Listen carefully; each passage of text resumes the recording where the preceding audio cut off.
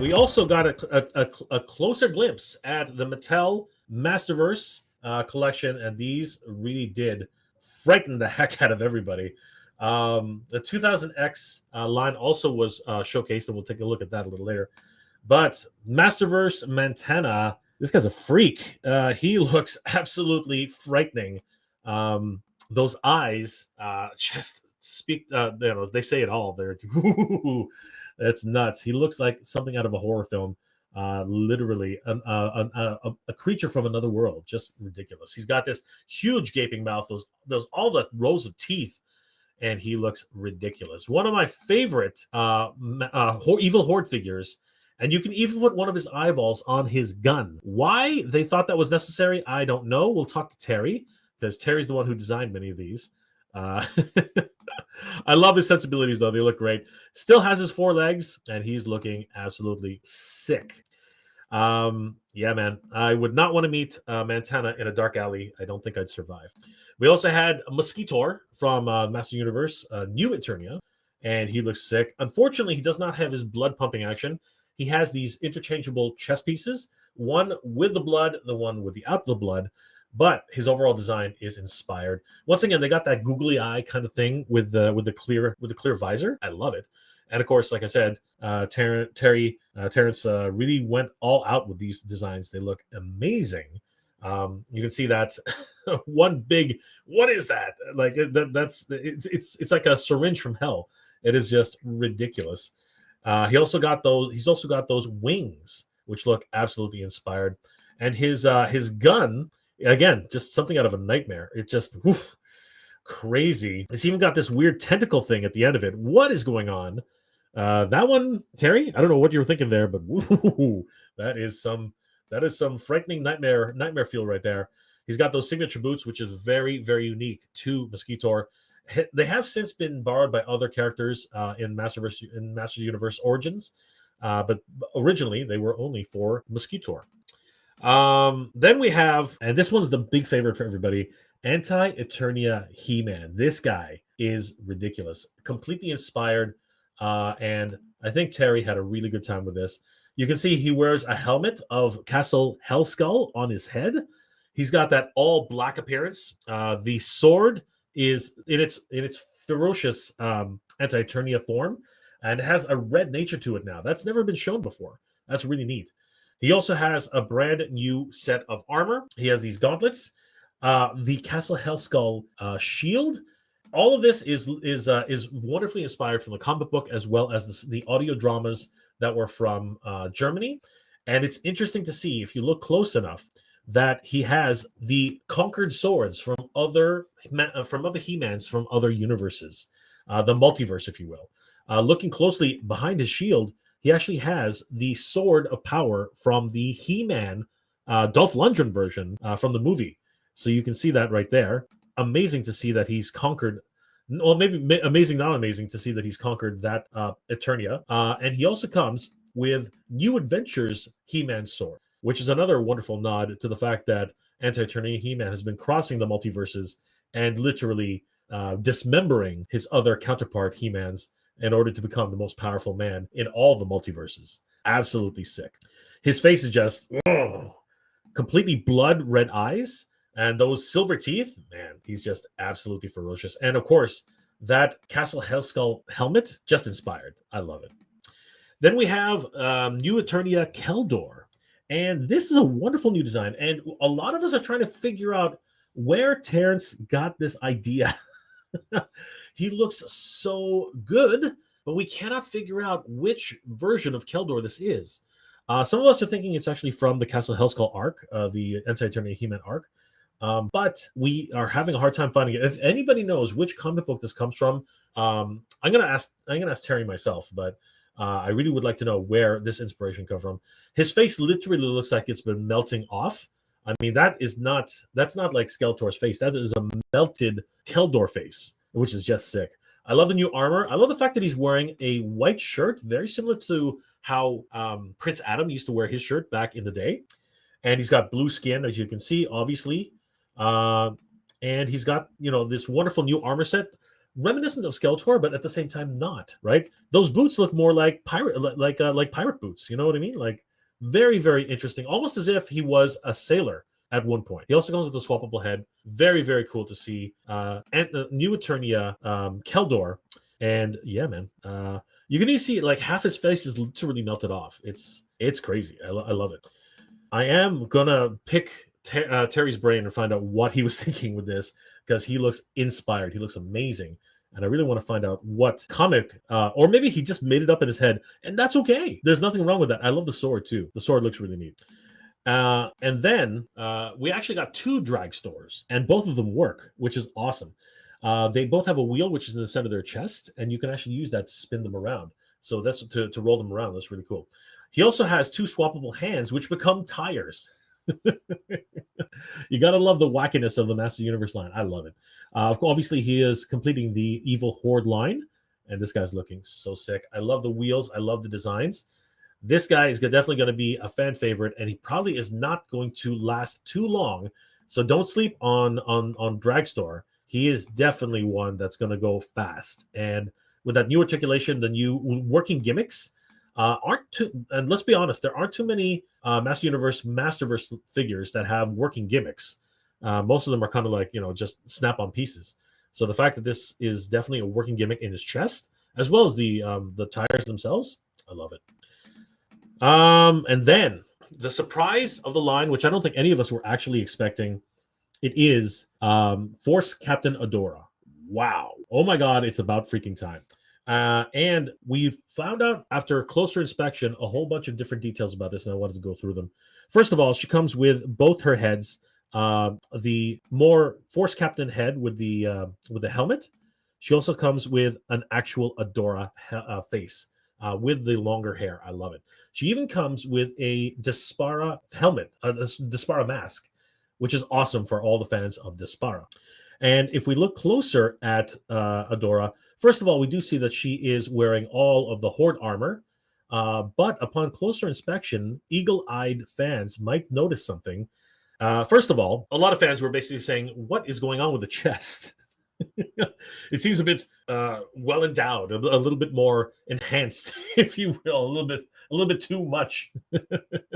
And I don't disagree. I think it might be just a tad on the busty side, just to be honest with you. But there's a good reason for that. If you look carefully, this armor is removable. So, guys, if we zoom out and we take a closer look at this. Imagine imagine your heads. You're able to take off the skirt. You're able to take off the bodice, right, with the shoulder, with the shoulder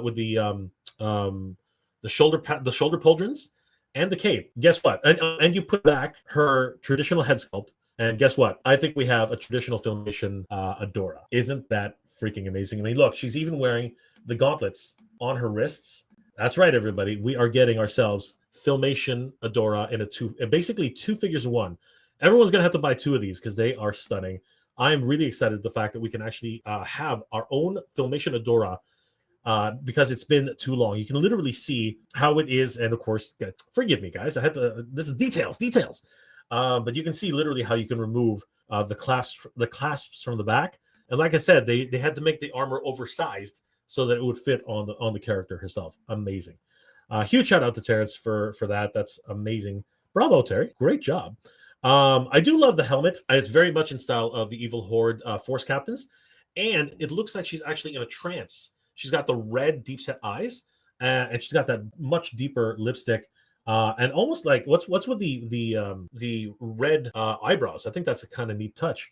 Literally showcasing the fact that she is actually under Shadow Weaver's spell. Of course, when she transforms, you do see the traditional Adora, and when she breaks the spell, you see the traditional Adora, and yeah, man, we are getting Force Captainadora, and of course, Filmation Adora, and that is absolutely amazing. We also got to see the confirmation of the new Etheria Hordak, and that was awesome. This was, of course, leaked. I did a video on it, and like I said, whoever's leaking these images, please turn the flash off. This is much better. We get to see Hordak, how he looks, and you can see that it's a much better rendition of his face. He looks amazing. It's not blown out. It looks really, really good. I'm very, very happy with this. And the next figure, of course, is one that's going to not like you when this goes up for pre-order, guys. Grab him as fast as you can because he will sell out in like literally a minute. Cobra-Khan looks amazing.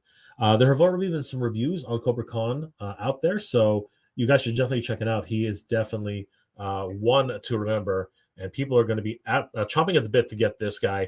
And the new packaging design showcases another wonderful fan favorite, Tongue Lasher, and that's going to be a lot of fun seeing him come to the line. This is amazing for Masterverse fans. We also had a look at the 2000X line of action figures from Mattel, and we're going to get into that a little bit. This actually coincides with the release of 2000X characters from Mondo. So don't know exactly what's going on, but I got to tell you, Mattel went deep on this one. They went literally balls to the wall on this because, to be perfectly honest with you, there are a lot of figures here who cannot be reused for any other characters. For example, Roboto. Roboto's a one and done. You cannot reuse any of his parts. He is absolutely monstrous. I mean, look at the size of this guy. He is incredible. He looks like that cop from Teenage Mutant Ninja Turtles. In freaking incredible. And if I'm not mistaken, can somebody ride at him? Like, that's crazy. That is absolutely nuts. Look at those legs. Just an inspired mech design. I love this. This is just amazing. Ramman, again, another one and done character. You cannot reuse any of his parts. And he looks inspired, man, exactly the way he looked in the cartoon. Now, I have been getting a lot of comments saying that they don't look as hard or as serious as the Four Horsemen editions. But I think that's the point. They're not supposed to be. They're supposed to be the cartoon collection. And I think that they nailed it in terms of that overall look. These guys look great. There he is, little portly, little stout, but the man is full of muscle. Do not make any mistake about that. And he's got that one axe, which we all love. And, of course, he's got those wonderful Friar Tuck boots, I like to call them. Very, very cool. Then we got to see Stratos, the Birdman, and the Avion. These guys look so good, and of course Stratos looking like he jumped out of the cartoon screen, man. Like I'm really digging this. I am really digging this look. It looks absolutely stellar. These guys are killing it over at Mattel, but at the same time, I do have to wonder where was the where'd it go? Where was the notice to Mondo that this was going to happen? That was kind of crazy, if you ask me. Kind of crazy. But they do own the property, so what are you going to do? Here's Mossman in his entirety. He looks absolutely thrilling as always. Toy Source's favorite, Mossy. I do like the way he looks. And again, they have that wonderful cartoon aesthetic, and it looks so good, literally like they jumped out of the cartoon screen. Now, these, of course, are your standard bucks. They can be used for Stratos to Mossman to Prince Adam. Actually, Prince Adam has a slightly different body style. His legs are a little bit thinner. So another wonderful character. I think there are a bunch of characters who look like Prince Adam, so you can definitely reuse him. There have been a lot of comments that Prince Adam's face is not exactly correct, but we have seen in past iterations that the paint masters are not always as accurate as the final release. So there's that to be considered. He is carrying the scepter of Eternos, so he is royalty. And of course, in reality, Prince Adam is a formidable fighter, having been trained by Man-at-Arms Antila. He only pretends to be as weak as he actually is on the show. So really cool to see him. Then we have Tri-Klops, a badass in himself. I will say he is a bit small compared to what I would have expected to see him in the show. But again, reusing the standard this new buck from Master Universe, I think he falls right in line. He is a badass. I mean, like, he literally, as I'm always reminded by our good friend Carlos of the Badass Reviews, he knocked out Battle Cat with his bare hands. That is no easy feat, my friends. That is freaking crazy. And he is wonderfully realized here in action figure form from Mattel. Then we have the Lord of Darkness, the Lord of Destruction, Skeletor. Again, a little bit smaller than I was expecting, but at the same time, I think he has a good look. He's got the Havoc staff. He's got that wonderful face. I would like a little bit more maybe shading on the face itself. Of course, we can add that ourselves, but I'm hoping that these are very early paint masters. As we have seen in the past, there have been Skeletors who had added details after the fact, so always can hope and dream. He's got that wonderful new armor set, his sash, as well as his double sword, which does come apart. And I'm hoping that we will eventually get Keldor in this iteration as well. Great to see him. And then we have the most powerful man in the universe, He-Man. They did a very similar treatment that Mondo did to the sword, and I appreciate that because the Power Sword in 2000X was not my favorite. I was not really too enamored by it. But he can hold his sword aloft. I love it. Calling down the power of Grayskull. And there he is. Now, his face, again, just like Prince Adam, is a little bit off. But I think that there's enough time that they can continue to work on it. He does have that little fanny pack in the front. I've been told that it is a Scottish pouch. So we will definitely acknowledge that. And then, of course, those signature boots. Amazing. We also have fan favorite Zodac. This is awesome. And this is Zodac 2, I believe. Somebody can correct me in the comment section below. But this guy is a fan favorite. Love the tattoos. Love the staff. Love the look. And I'm pretty sure he will probably come with a swappable head. Everything about this guy is Zodac incarnate. And he literally looks like he was from the cartoon. I love it. Man-at-Arms, of course, Duncan. Again, a little bit smaller than I was expecting. But that armor, man, that shoulder pauldron is massive. So loving the way he looks. And again, as Mattel does, Mattel is going to do what Mattel is going to do. The characters who share body types, they do them so well. So love it. But his legs are unique. I think maybe you can you can probably reuse them for King Randor, possibly. But other than that, they are a unique leg style. His arms too. We have Evil-Lynn in the line. I wasn't expecting to see her so early in the line, but they did have her on the show floor. She looks awesome. I really like the way she looks. And again, early designs for the faces and the paint apps. Probably going to see something a little bit more detailed somewhere along the line. Love her armor set. I think that some of the details have not really been colored in. I remember, and somebody correct me, her skin is actually not that flesh tone. It's much paler. So again, these are early paint masters, and I hope to see more unique, more paint coloring as the designs come forward. Clawful is another one and done. There's not much you can do with this character other than the way he looks. And I think a lot of people are going to be a little bit critical about Clawful. He does look like he did in the cartoon, but Clawful is supposed to be massive, like absolutely massive. So interesting how they've done this new design. He's going to be deluxe figure for sure. But it is going to be interesting to see how he finally shapes out. This is a very early paint master and design.